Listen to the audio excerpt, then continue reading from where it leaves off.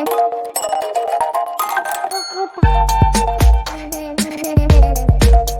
Everyone, इस video में बात कर लेते हैं अशोका बिल्डकॉन लिमिटेड की क्विकली एनालिसिस देख लेते हैं। चैनल को लाइक एंड सब्सक्राइब करना मत भूलिएगा। तो अशोका बिल्डकॉन में आप देख रहे हो कि स्टॉक में एक अपसाइड पोटेंशियल देखने को मिल रहा है और ओवरऑल ट्रेंड यहाँ पे बुलिश हुआ है। वापस से 20 डे ईएमए का कुछ यहाँ कहीं सपोर्ट बिल्डअप होते हुए नजर आया 280s के आसपास और यहीं से स्टॉक ने एक अच्छी तेजी फिर से पकड़ ली है। तो ऊपर की दिशा में वापस स्टॉक आ जाता है नियर ब्रेकआउट।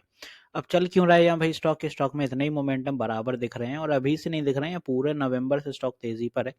उसके पहले कुछ ये जो सेगमेंट था ये पूरा एक रेंज बाउंड सेगमेंट था। इस जोन में काफी लंबे टाइम तक फंसा रहा, बिकॉज स्टॉक जून से लेके या नवंबर तक फंसा रहा। एक अच्छी रीटेस्टिंग के बाद फिर स्टॉक सूट अप हुआ है। तो 200 के आसपास सपोर्ट यहाँ बनने के बाद स्टॉक वापस से 300 पॉइंट के आंकड़े दे भी दिए। तो स्टॉक ने अभी तक के जो रिटर्न निकाल दिए कुछ टाइम में नवंबर से लेके वो ऑलमोस्ट 50% के आसपास हो चुके हैं। अब क्यों चल रहा है वो देख लेते हैं। Ashoka Buildcon rally 6% on strong order book. Zoom 124% in current year 24. अब यहाँ पे जो ऑर्डर बुक है भाई उस ऑलमोस्ट है 11,000 करोड़ की। हालांकि ये थोड़ा सा कम दिख रही है, आपको इसका पूरा रियलिटी बताता हूँ कितना कहाँ से है। ओवरऑल अगर आप यहाँ पे नीचे जाते हैं तो आप पाओगे कि September 30, 2024 the company balance order book was 11,104 CR. This exclude additional order received from project and post September 2024 worth of 4,320 CR and also exclude L1 of rupees 265 CR. Overall company काफ़ी स्ट्रांग होती जा रही है क्योंकि company को जितने भी project मिल रहे हैं, India is experiencing a massive boost in road infra investment bringing a major shift in connectivity and economic growth.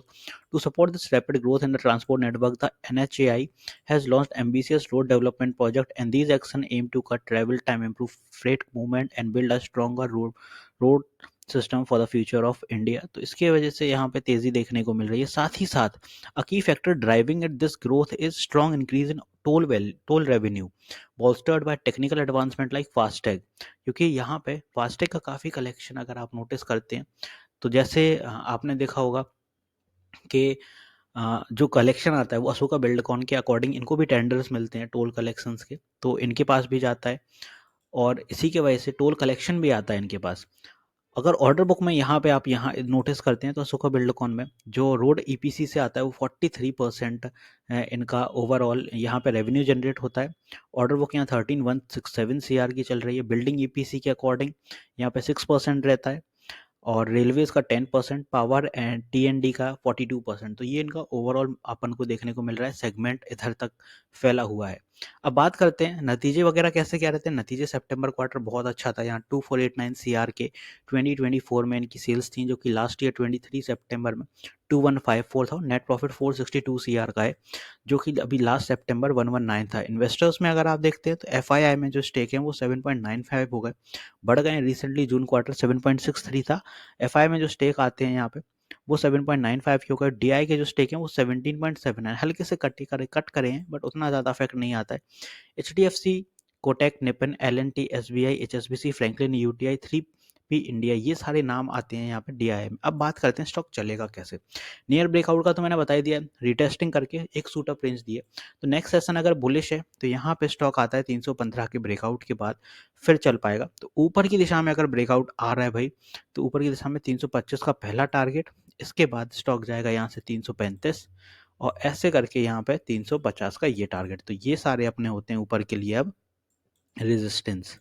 और नीचे की दिशा में जो स्ट्रॉन्ग सपोर्ट स्टॉक बिल्ड करेगा वो है 300, 305. फर्दर इसके नीचे आएगा 292. तो कुछ ये अपने होंगे नीचे की दिशा में अपने सपोर्ट.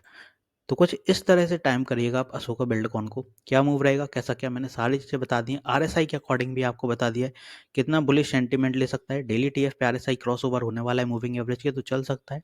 1 आवर TF यहाँ पे भी ओवरबॉट उतना है नहीं, तो यहाँ भी सूट अप रेंज दिख सकती है. और same as weekly time frame भी अभी मोमेंटम पकड़ सकता है, मतलब 350 के टारगेट आने वाले दिनों में दिखेंगे. तो मिलते हैं नेक्स्ट वीडियो में. This is me Shubham Yadav signing off.